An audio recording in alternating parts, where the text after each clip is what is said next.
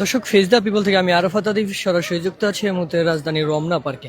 ঈদের দিন পেরিয়ে গেলেও আনন্দ যেন থামেনি। ঈদের পরের দিনও রাজধানীর রমনা পার্কে দেখা গেছে মানুষের উপচে পড়া ভিড়।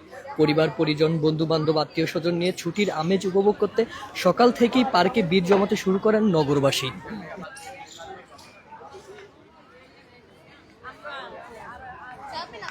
পার্কের প্রতিটি কোণেই চোখ পড়েছে মানুষের উপস্থিতি। কেউ সবুজ গাছে বসে আড্ডায় মেতে উঠেছেন, কেউ হাঁটছেন, আবার কেউ শিশুদের নিয়ে খেলাধুলায় ব্যস্ত।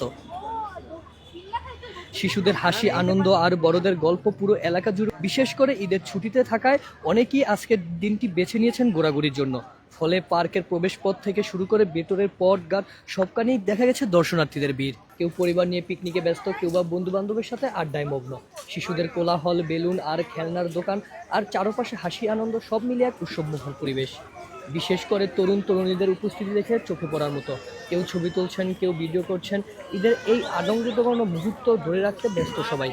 অনেকেই বলছেন ঈদের দিনে ব্যস্ততা বা পারিবারিক আনুষ্ঠানিকতার কারণে বের হতে না পারায় তারা পরের দিনকেই বেছে নিয়েছেন ঘোরার জন্য।